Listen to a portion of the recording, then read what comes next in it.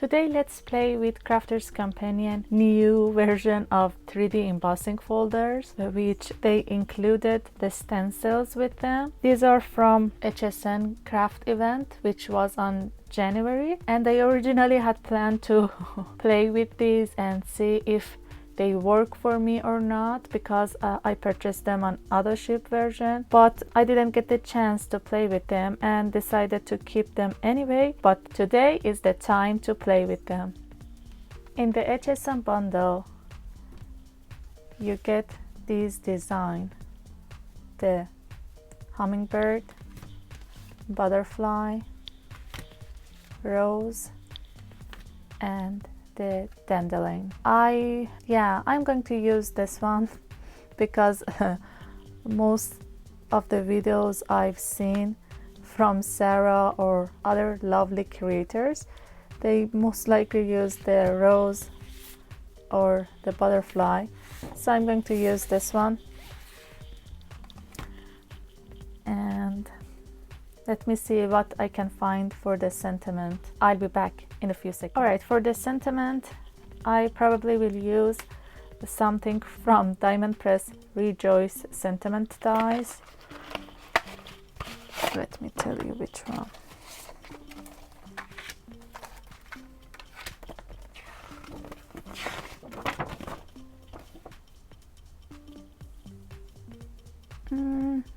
Yeah, let's use this one. Be strong and courageous. Yeah, I'm going to use this sentiment. It doesn't matter, you can use whatever you like, but I'm going to use this one.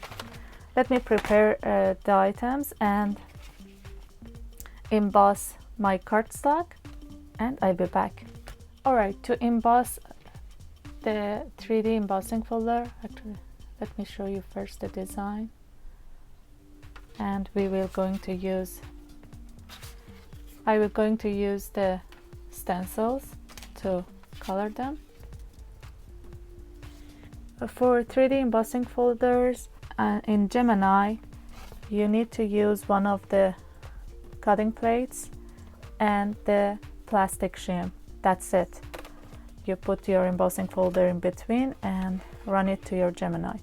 I haven't used my Gemini because my Gemini is broken, and I've used another machine to emboss this beautiful embossing folder, but I wanted to mention that because I know someone will ask that. So that's that. Okay, sorry I didn't get the chance to clean my glass mat, but it doesn't matter for our work. So we have this beautiful embossed paper, and let me see which one is the first. As they said, actually this one should be the first one. So these stencils will fit kind of perfectly on your embossed cardstock. So I will put that on top of this, and I'm going to use a little bit of washi tape to keep that in place.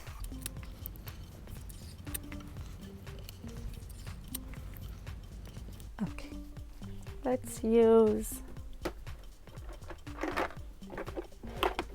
a few purples, pink and purples, and I might use a few yellows as well. Not a few, I don't know how this works yet. So let's start with this purple, which it says shaded lilac. And no, I don't know what it will look like, but let's find it out together. Oh, actually it's nice, or at least I like it.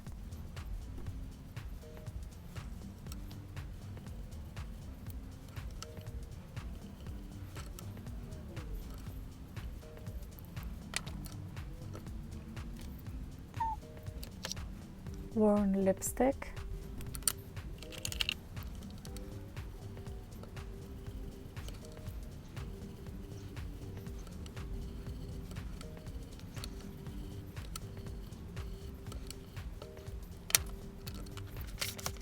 I want to use the yellow color as well. If I don't like it, I can cover it with the pink or purple because they are deeper colors. So let's use one of these. I'm not sure which one. Let's use this one, the amber color. I hope it's a pretty. I know I need to use my swatches to know what color they are, but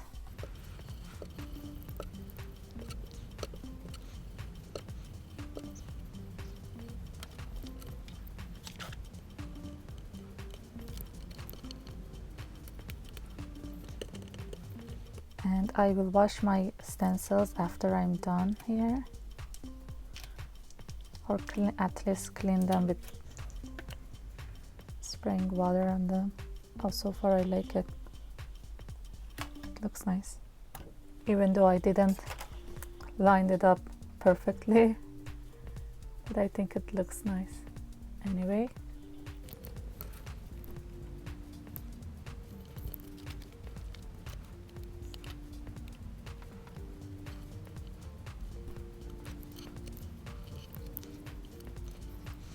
All right, for these ones, I think I'm going to start with the yellow here.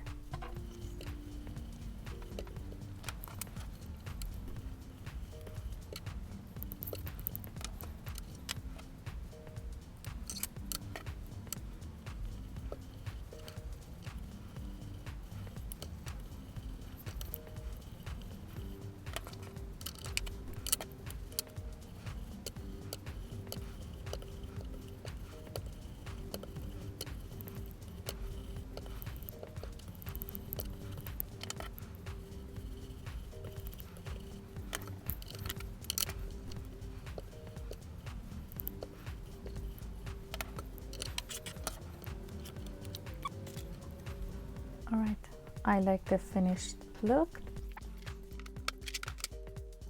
So I need to die cut my sentiment. Let me do that and I'll be back in a few seconds. All right, I cut my sentiments, the shadow layer from the black cardstock. I wanted to, show up, so I've used this black cardstock and the white one because I'm going to color it, and I kept it on the paper on the cardstock. I didn't remove it because it's easier to color this way. It's an intricate sentiment, so I will do that. And while I was trying to cut the sentiment, I thought something else. I have the die which looks like this. I purchased it a while ago from Amazon,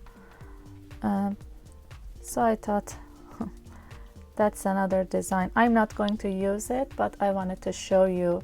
You can use your die cuts on front of this design and make the flowers like a background. So I just wanted to show you this. Let's color the sentiment and finish our card.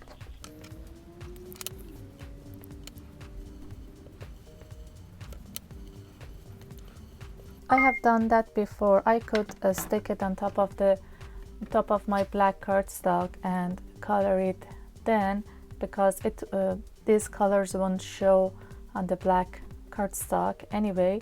But I wanted to show you a different method for doing that instead of using that one which I've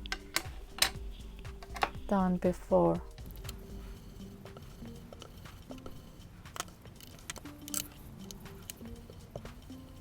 Alright, I decided to make this one like a postcard instead of the regular card.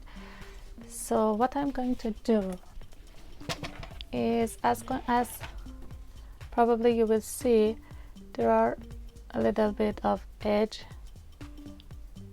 on this paper, so I'm going to cut them. I cut my cardstock originally to 5 by 7 inch, which the embossing folder dimension is, but I'm going to cut a little bit from it. This one is like 1/8 of an inch. I'm going to cut 1/8 of an inch from each side.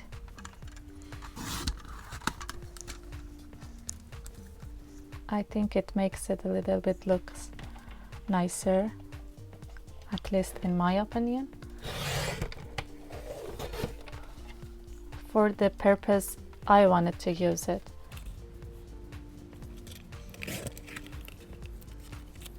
And my trimmer blade is dull again, so I need to sand a little bit. Right, so now I ended up with a cardstock, which is I want to show you the measurement. I know the measurement, but it's like a 4 3/4 by 6 3/4. As you can see, 1 2 3 4 5 6 3/4 and 1 2 3 4 3/4, because I cut 1/8 of an inch from each side. The other thing, I want to layer this on top of a glitter cardstock. I could cut a piece of glitter cardstock and put it on top of that, but I wanted to show you another way to maybe, if you want to save a little bit on your paper, you can use this method. Or if you have some specialty paper and you only have some strips from it, you can use up those actually. What you can do is to cut for this one. I want 1/8 of an inch border. Let's cut it a little bit.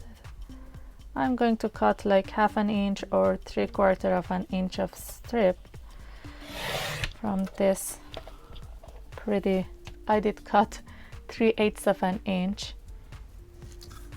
from this pretty cardstock, because I probably will use 1/8 of an inch border for it.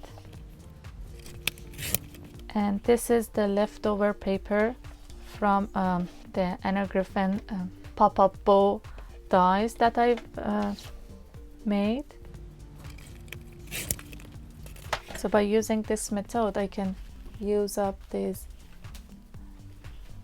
pretty papers as well. Anyway, that is enough. So I will, I can stick this paper and trim the extras. But this way, the problem with this method is this method will work best if you use like on the top and bottom, but you still can use it this way. The only problem is it will show, and it doesn't, because it's a glitter paper. For me, it doesn't show that much, so I'm going to still use this method. So let me stick my strips behind my pretty background, and I will cut another piece of cardstock from this black cardstock and stick this on top of that as well, and put my sentiment on top. And alright, I wanted to show you how it looks like before I cut the extras. So you can simply cut the extras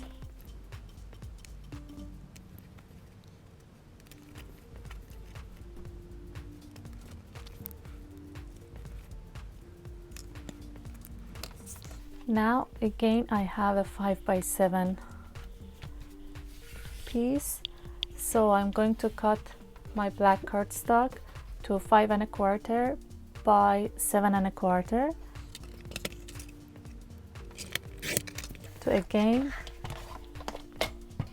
have like 1/8 of an inch border on each side. I'm going to stick this on that. I don't have my stamps on hand, but I might use an embossing powder to stamp the lines for postcards on the back, or another way is to stick another layer on the back. You know, you stick a white cardstock on the back and you can stamp your regular ink pads on top of that. So I'm going to pop this up, or no.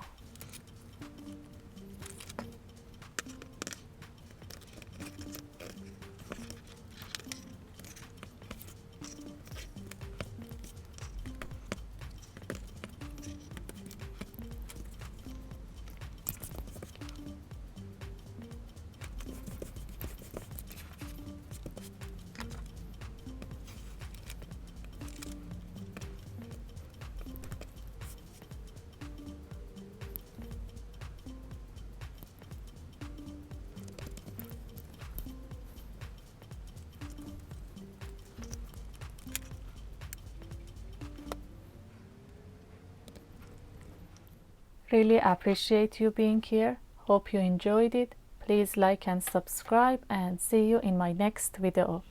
Peace out, you.